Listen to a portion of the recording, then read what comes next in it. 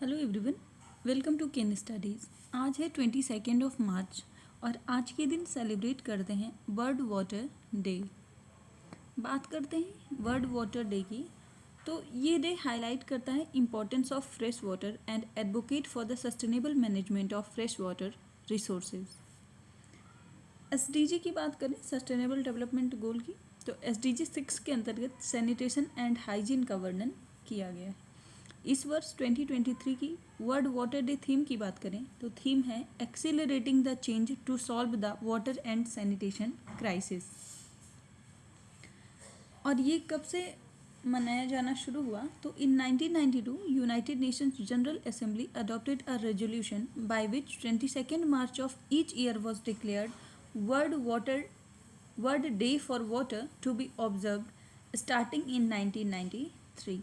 तो ये 1993 से सेलिब्रेट करना स्टार्ट किया गया है। अब स्टार्ट करते हैं आज के एमसीक्यू क्वेश्चंस।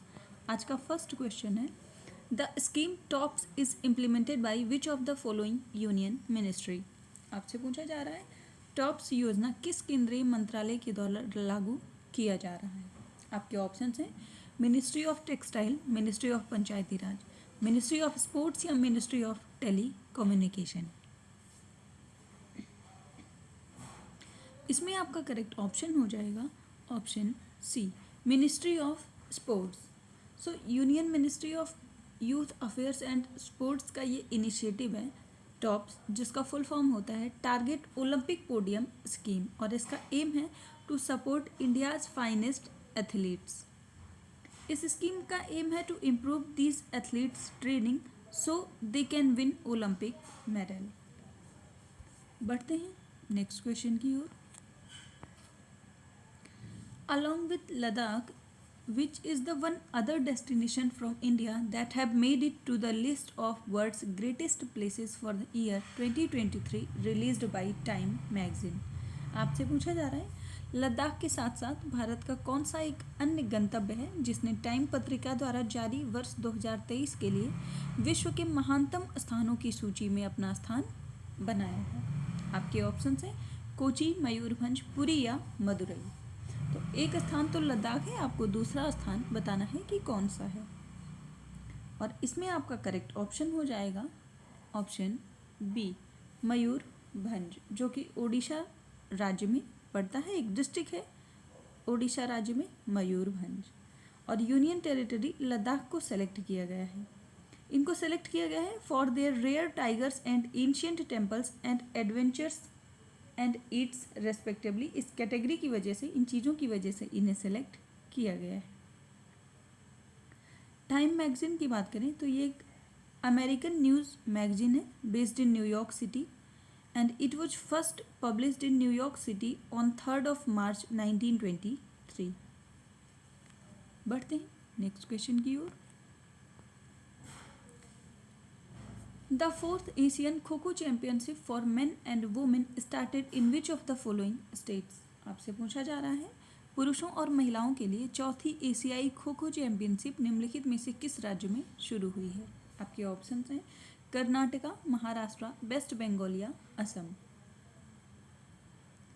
और इसमें आपका करेक्ट ऑप्शन हो जाएगा ऑप्शन डी, ये असम के बक्सा डिस्ट्रिक्ट जो है वहाँ पे इसका आयोजन किया जा रहा है,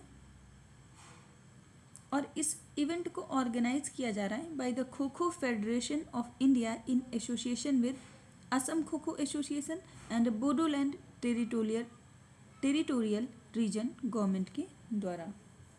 बढ़ते हैं नेक्स्ट क्वेश्चन की ओर। Who has been chosen for the Sangeet Kalanidhi award of the prestigious Music Academy Chennai.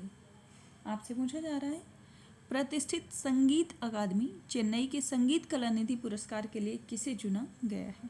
आपके ऑप्शन हैं हरीश राघवेंद्र, बॉम्बे जयश्री, हर्षिता देव या अनुराधा श्रीराम। और संगीत कलानिधि पुरस्कार के लिए जिसे चुना गया है वो है बॉम्बे जयश्री।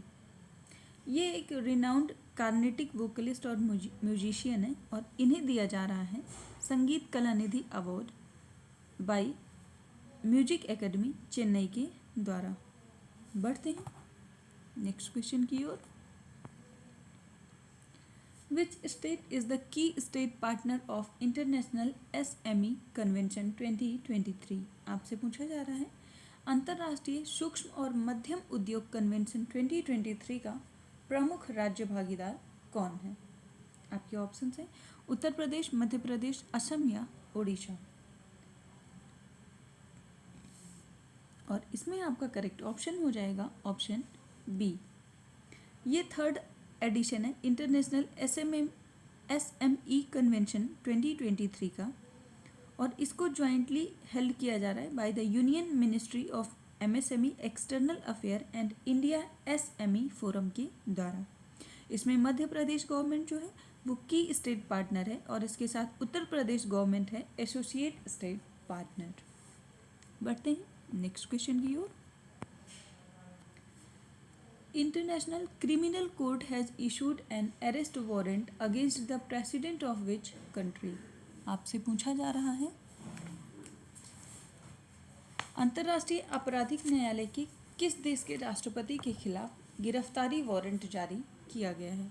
आपके ऑप्शंस हैं यूके, रशिया, नॉर्थ कोरिया या श्रीलंका।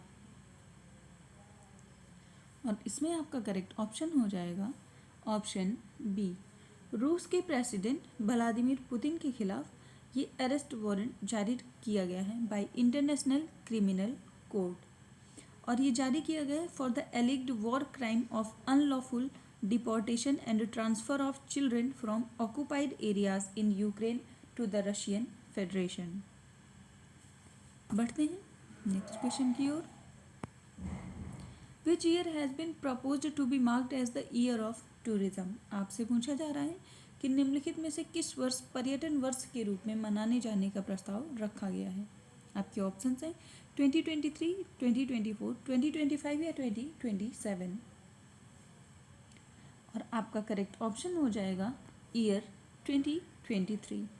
सो SCO की जो टूरिज्म मिनिस्टर कॉन्फ्रेंस है वो अभी हाल ही में वाराणसी में हुई है, और during this event India mooted an action plan to mark this year 2023 as the year of tourism.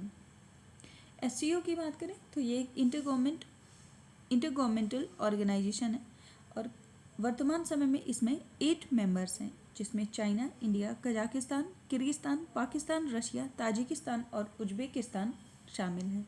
और ईयर 2023 की SCO की अध्यक्षता भारत कर रहा है। बढ़ते हैं नेक्स्ट क्वेश्चन की ओर। The Global Terrorism Index report was published bye?